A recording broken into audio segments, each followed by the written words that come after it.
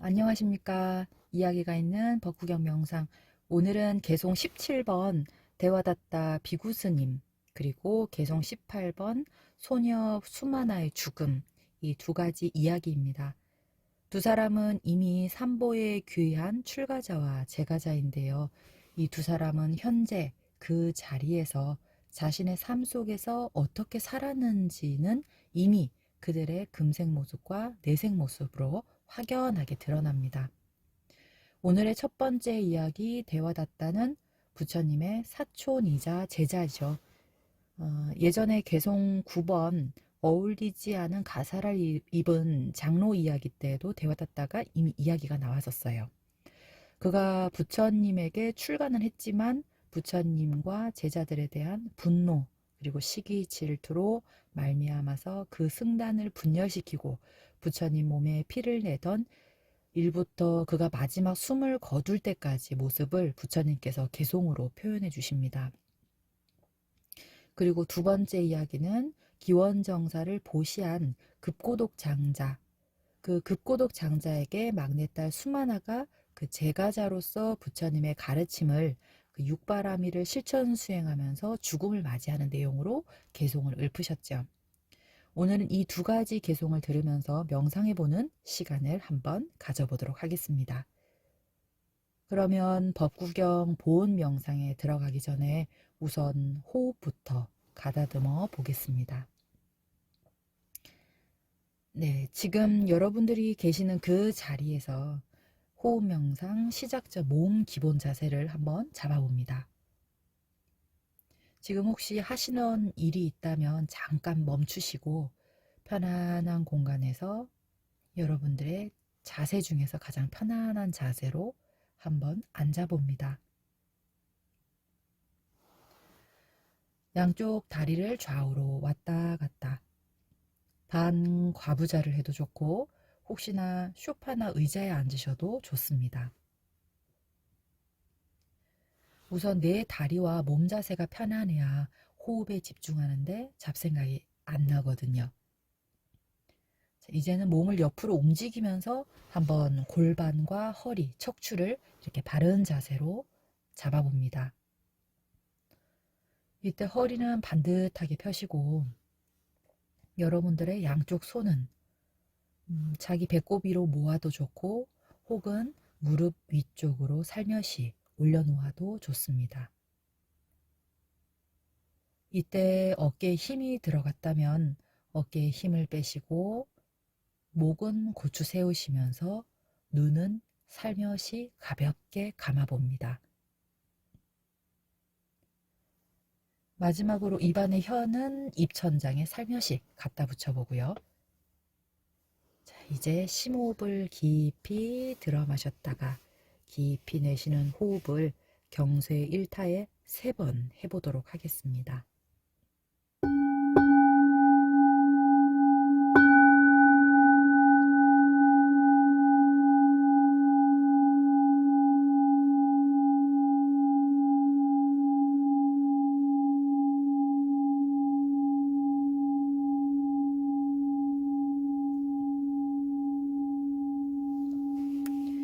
이때 코끝이나 여러분들의 코 밑에 인중 혹은 아랫배 이 세 곳 중에 하나를 선택해서 주의력을 기울여 보세요. 코끝 혹은 인중 혹은 아랫배. 바로 그 지점에 여러분들이 들숨과 날숨 그 호흡을 거기다가 한번 집중해 보는 겁니다. 지금 나의 감각 그대로 있는 느낌을 한번 알아차려 보세요.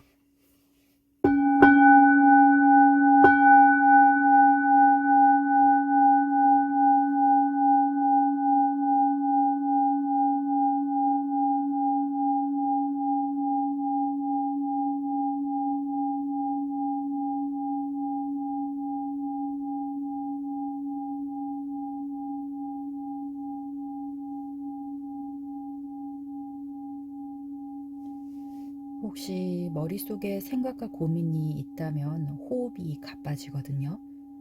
머릿속에 있는 생각과 고민들을 지금 이 순간에는 한번 놓아버려 보세요. 내 몸과 마음을 이완하는 느낌으로 자연스럽게 놓아버립니다.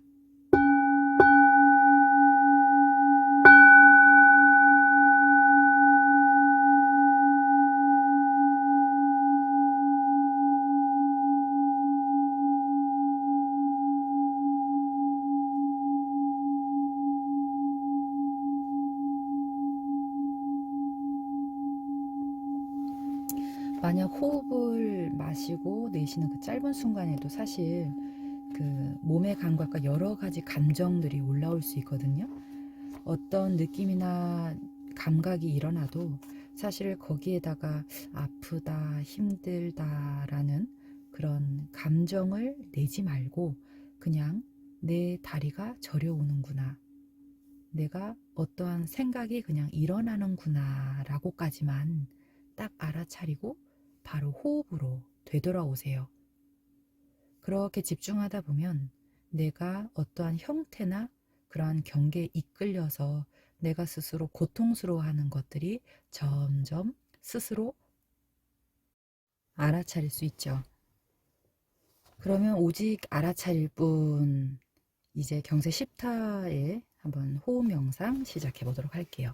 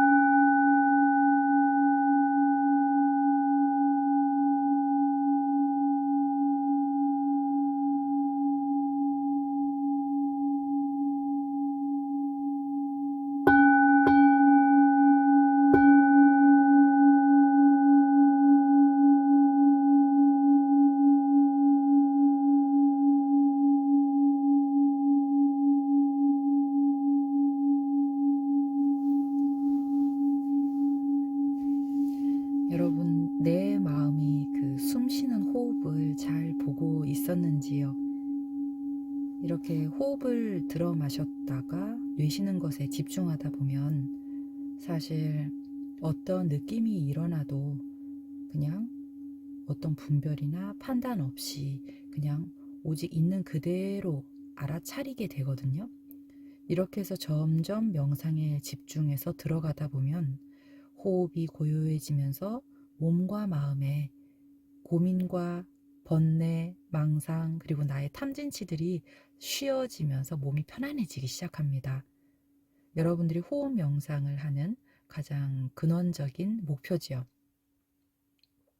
그럼 이제 본 명상에 한번 들어가 볼게요. 오늘도 개송 의미에 한번 귀를 기울이면서 여러분들이 지금 계시는 자리에서 나에 대해 직관하며 한번 살펴보시기 바랍니다.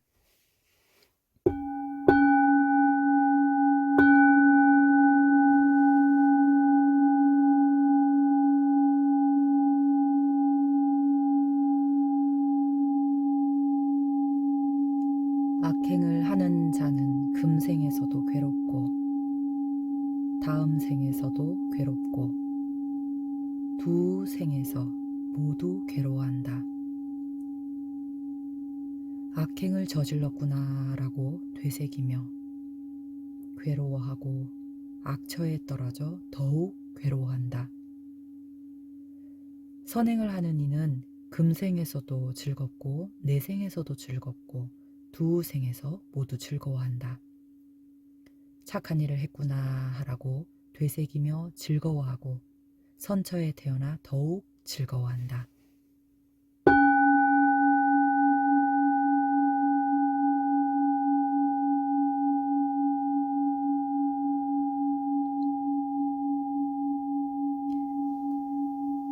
악행을 하는 자는 금생에서도 괴롭고 다음 생에서도 괴롭고 두 생에서 모두 괴로워한다.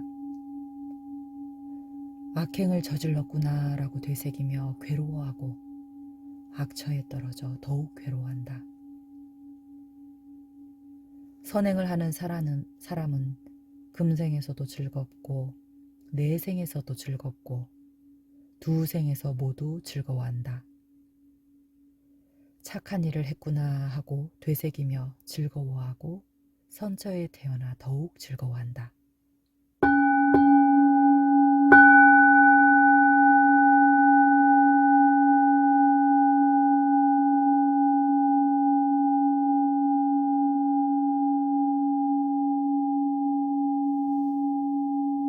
악행을 하는 자는 금생에서도 괴롭고 다음 생에서도 괴롭고 두 생에서 모두 괴로워한다. 악행을 저질렀구나 라고 되새기며 괴로워하고 악처에 떨어져 더욱 괴로워한다. 선행을 하는 이는 금생에서도 즐겁고 내생에서도 즐겁고 두 생에서 모두 즐거워한다. 착한 일을 했구나 하고 되새기며 즐거워하고 선처에 태어나 더욱 즐거워한다.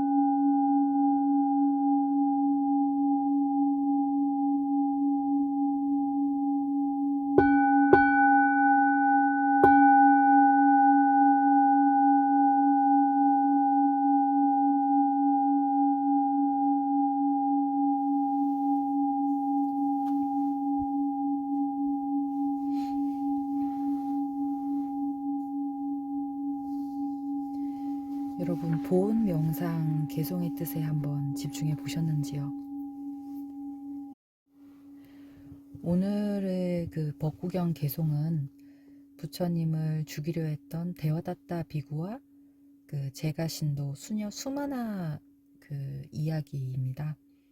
오늘은 우리가 부처님 가르침에 따라서 스스로 깨달음으로 가는 과정, 출가 구도자이든 또는 제가자이든 마음을 챙기지 않고 방일한 속에서 살아가는 사람들은 사실 제가자거나 출가자거나 구분할 거 없이 금생이든 이생이든 내생이든 양쪽 모두 고통을 겪게 된다는 이야기예요. 그래서 언제나 불법성 삼보에 귀의하지 않고 어떻게 마음을 내고 실천하느냐에 따라서 선처와 악처에 들어가는 것을 깊이 고찰할 수 있는 시간이 되지 않을까 싶은데요. 먼저 첫 번째 계속 연유에 담긴 이야기를 시작해 볼게요. 우선 부처님이 사실 출가한 이후로부터 그 석가족, 그러니까 샤키야족, 석가왕족들은 대거 출가를 하기 시작합니다. 그 가운데 한 6명의 왕자들이 궁궐의 과잉 보호 속에서 자라다 보니까 출가가 늦어졌거든요. 부처님 말년쯤에 출가한 그 6명의 바띠아, 아누루타, 아난다, 바구, 김빌라, 데와다타, 이 6명의 왕자는 이윽고 출가 결심을 하고 이발사 우빨리의 시중을 받으면서 부처님을 찾아 떠나기 시작합니다. 국경에 이르자 6 왕자들은 몸에 치장했던 값비싼 장신구를 벗어서 이발사 우빨리에게 건네주고 이별을 했어요. 그런데 막상 장신구를 받았던 우빨리는 문득 생각에 잠깁니다. 만약 이 서가족들이 거칠고 무자비한데 혹시 내가 이 장신구를 걸친 채 고향으로 되돌아가면 아마 내가 6 왕자 형제들을 살해한 줄 알고 나를 죽일지도 모른다. 왕자들도 장신구를 헌시짝처럼 버리고 저렇게 출가를 하는데 나는 왜 안 되지? 이렇게 생각한 우빨리는 얼른 나뭇가지 여기저기에 장신구를 걸쳐놓고 왕자들을 뒤쫓아갑니다. 이렇게 이발사 우빨리는 왕자 6명과 함께 부처님께 도착해 인사를 올려요. 이 6명의 왕자들은 부처님께 말씀드리죠. 부처님, 서가왕족들의 본성은 아주 거만합니다. 그동안 오랫동안 우리 시중을 들었던 우발리에게 먼저 계를 주시고 저희들이 우발리에게 3배를 올려서 그 교만심을 누르겠습니다. 이렇게 하며 이들은 모두 그 자리에서 비구계를 받았어요. 6명의 왕자들은 그해 그 안거가 끝나기 전에 열심히 수행 정진을 해서 과일을 증득했거든요. 첫 번째 이발사 우발리는 계를 잘 지키는 직의 제일이 되고 잠이 많았던 아누루타는 부처님께 꾸중을 듣고 난 이후로부터 밤낮 없이 수행을 하다가 눈이 멀어버려요. 그러나 천안을 얻어 아라한이 됩니다.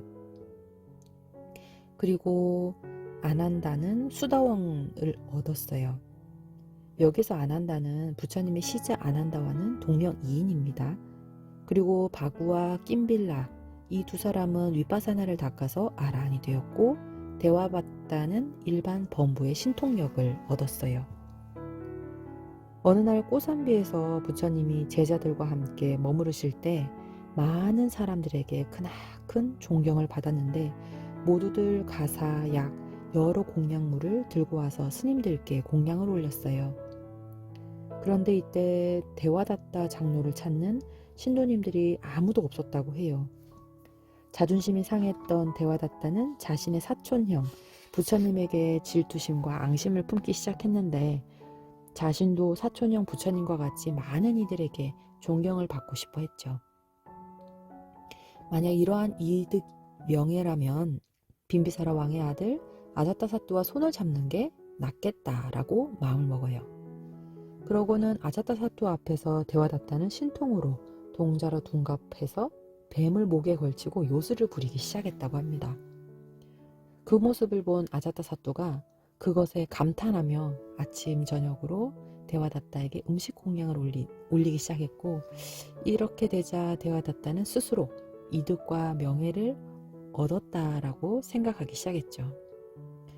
그러면서 데와다타의 농간에 넘어간 아자타 사또는 나중에 빈비사라 왕에 대한 반역을 회책하기도 해요.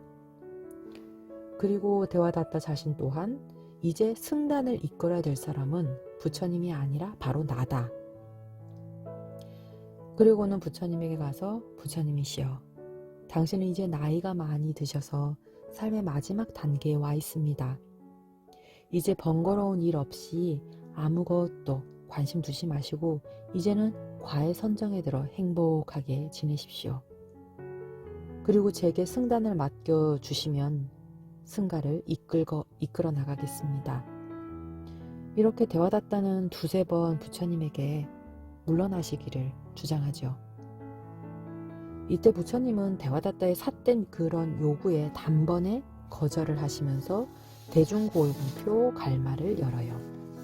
승가계율에서 대중공표 갈마라는 건 승가회의에서 결정한 어떤 사항이나 또는 징계 여부를 대중들에게 널리 알리는 일을 말하거든요.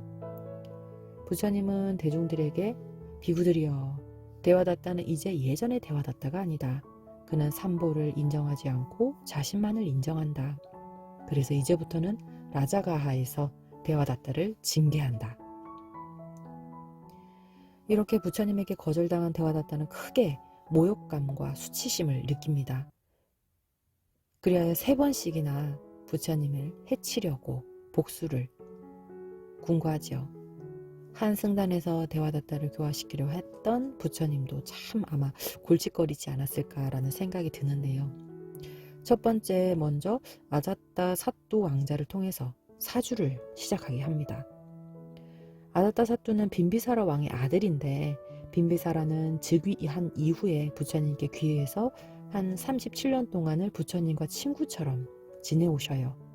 그리고는 승가의 외호자로 큰 역할을 했을 뿐만 아니라 그는 자비심과 현명한 처사로 뛰어난 선정을 베푼 인물이라고 합니다.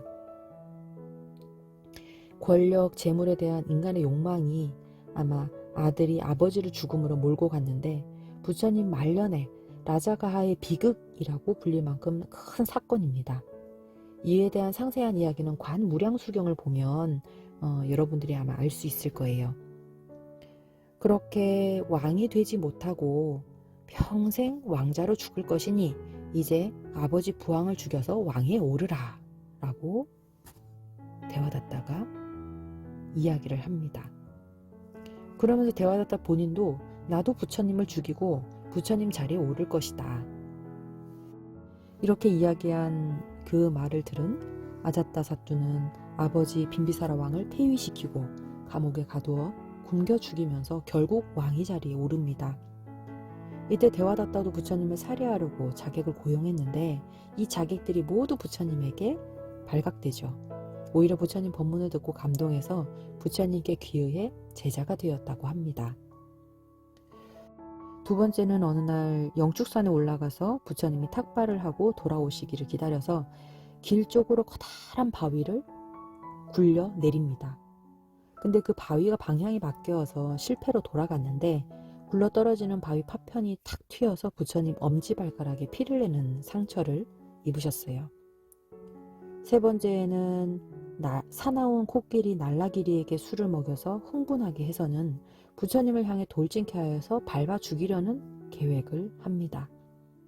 그런데 부처님 시자 아난다 장로가 먼저 뛰어들어서 코끼리를 막아냈고 뒤이어서 부처님은 코끼리에게 자해산매 힘으로 코끼리를 오히려 감싸 안자 금세 온순해졌다고 합니다. 이렇게 술 취한 코끼리를 풀어놓는 사건으로 말미암아서 신도들과 사람들에게 데와다타의 악행이 알려지기 시작했어요. 이때 사람들은 데와다타의 악행에 분노하기 시작했고 점점 데와다타가 탁발을 하러 나왔을 때도 아무 음식을 주지 않았다고 합니다. 이렇게 데와다타가 자신을 외호하는 신도가 없게 되자 이제는 아예 부처님의 귀한 승단 화합 자체를 깨뜨리고자 분열을 시키기 위해서 부처님께 가서 더욱 강화된 5가지 계율을 제안하기도 합니다. 평생 숲속 생활을 머물고 오직 탁발만 하지 신도 공양청은 일절 안 된다. 그리고 비구는 무조건 누더기로만 된 가사를 만들고 평생 나무 아래에서만 머물고 고기는 절대 입에 대서도 안 된다. 이 5가지를 제시를 했고 부처님은 오히려 그 제안을 거절을 하시죠. 데와다타야, 어디에도 치우침 없는 중도를 행하라. 그래서 누구든 원한다면 숲속이든 사원이든 머물러도 좋고 누구든 탁발이나 공양청을 응해도 좋다. 또 누구든 누더기 가사, 새 가사를 입어도 되고 누구든 자기가 먹으려고 잡은 것이 아니라면 물고기나 고기를 먹어도 괜찮다. 그러나 그 데와다타 자신이 제안한 엄격한 계율이야말로 그 세상의 괴로움에서 벗어나기를 원하는 비구들에게 최고의 수행법이라고 사람들에게 설득을 해요. 그런데 좀 지혜가 부족한 비구들이 그 말에 넘어갑니다. 그래서 그 비구들을 설득해서 편을 만들고 승단을 분열시키려고 하죠. 그러나 부처님은 데와다타에게 승단을 분열하여서 화합을 깨뜨리면 무거운 악업을 짓게 된다. 이렇게 여러 충고를 하기도 했어요. 그러나 그 말을 듣지 않은 데와다타는 이미 부처님이 그 전생의 보살로서 수행할 적부터 그렇게 수많은 자타카 이야기를 하십니다. 데와다타에 대한 자타카 이야기. 이렇게 얼마 뒤에 데와다타는 중병에 걸립니다. 그는 그 병으로 사실 9달을 알아서 누워 있으면서 한사코 부처님을 또 뵙고 싶다고 애원을 하기 시작했어요. 그가 죽이려고 했지만 부처님은 언제나 그를 감싸 안아주셨죠. 그의 제자들은 하는 수 없이 그 데와다타, 그 병든 그를 가마에 태우고 제타와나 사원으로 향하기 시작합니다. 이 소식을 전해 들었던 부처님은 데와다타는 금생의 몸으로는 결코 나를 볼 수 없으리라 라고 말씀하세요. 데와다타가 탄 가마가 제타와나 근처 한 연못에 이르렀을 때 그는 가마에 내려서 물에 몸을 씻으려고 합니다. 그러나 그가 가마에 발을 내려 땅에 딱 딛자마자 땅이 두 쪽으로 갈라지면서 그가 땅속으로 빨려 들어가기 시작해요. 턱뼈가 어느 정도 땅에 이렇게 닿자 그는 마지막 숨을 토해내면서 개송을 읊습니다. 사람 가운데 가장 존귀한 분, 모든 것을 알고 보시는 분, 그분 부처님께 나에게 남아있는 내 턱뼈와 아직 살아 숨쉬고 있는 내 목숨을 바쳐 귀의합니다.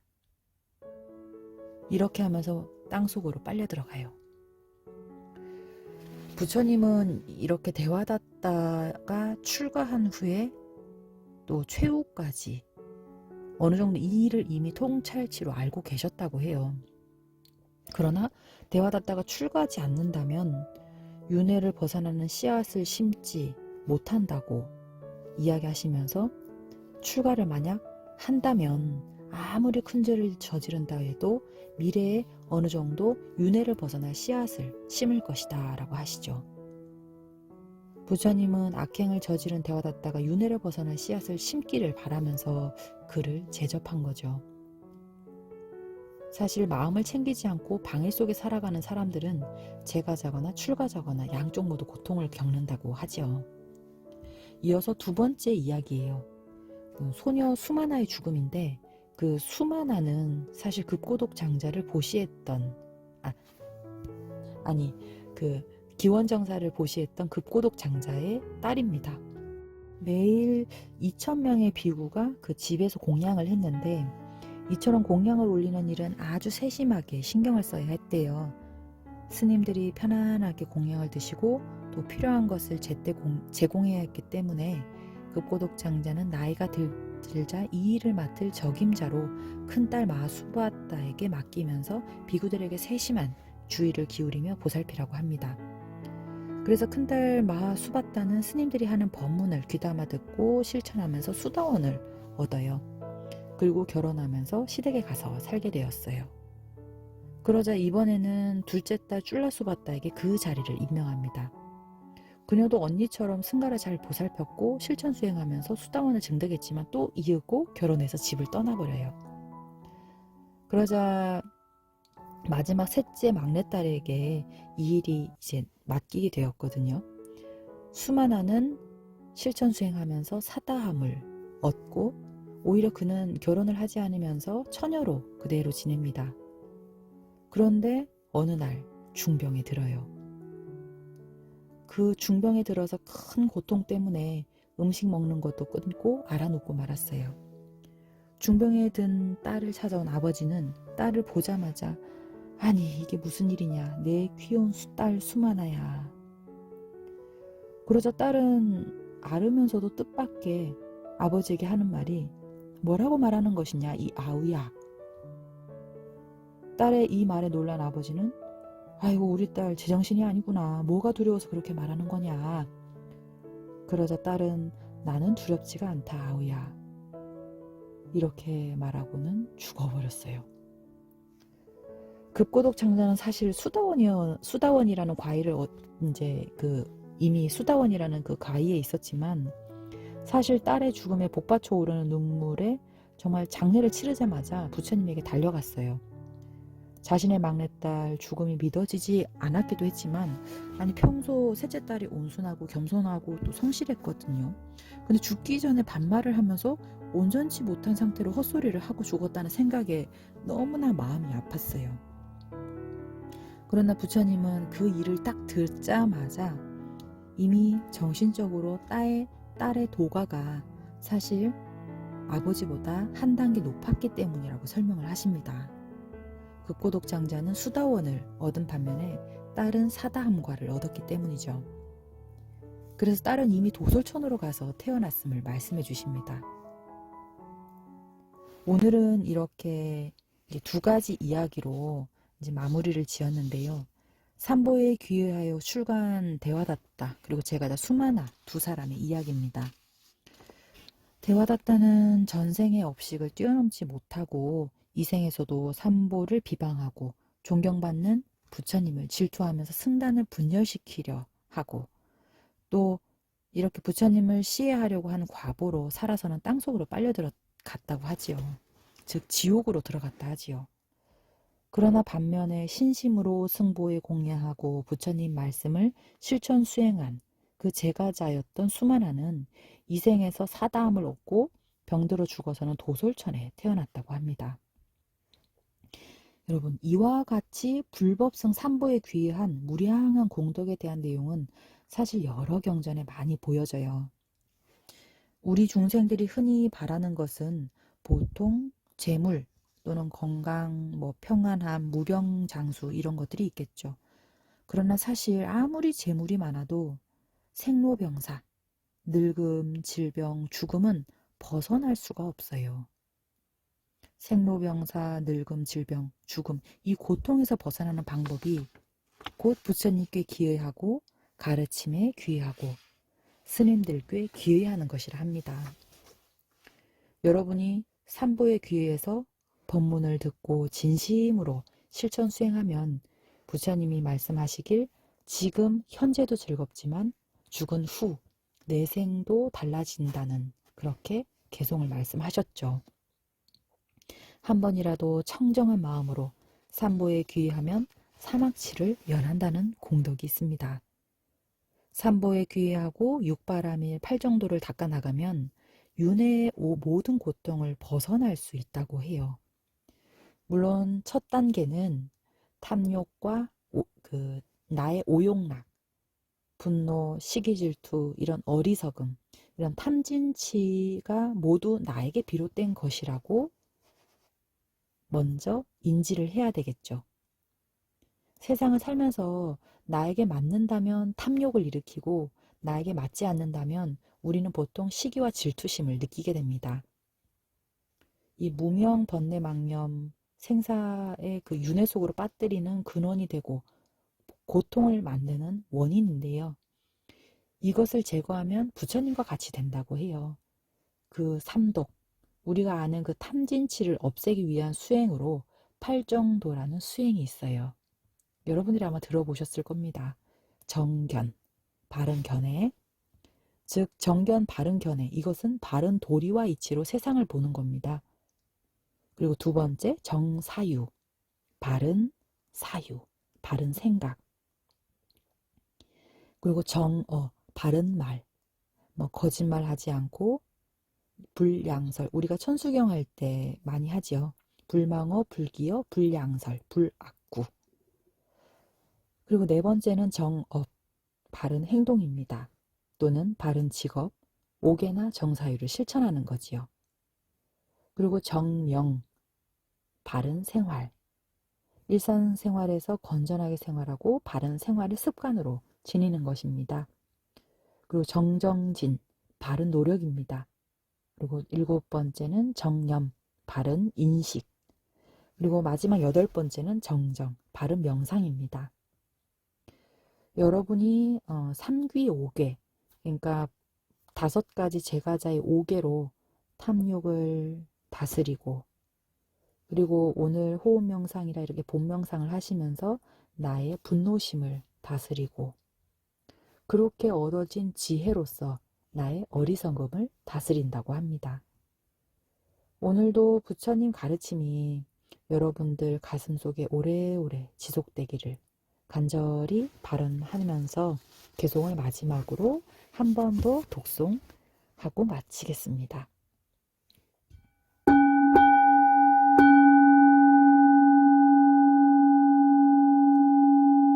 악행을 하는 자는 금생에서도 괴롭고 다음 생에서도 괴롭고 두 생에서 모두 괴로워한다. 악행을 저질렀구나 라고 되새기며 괴로워하고 악처에 떨어져 더욱 괴로워한다. 선행을 하는 이는 금생에서도 즐겁고 내생에서도 즐겁고 두 생에서 모두 즐거워한다. 착한 일을 했구나 라고 되새기며 즐거워하고 선처에 태어나 더욱 즐거워한다.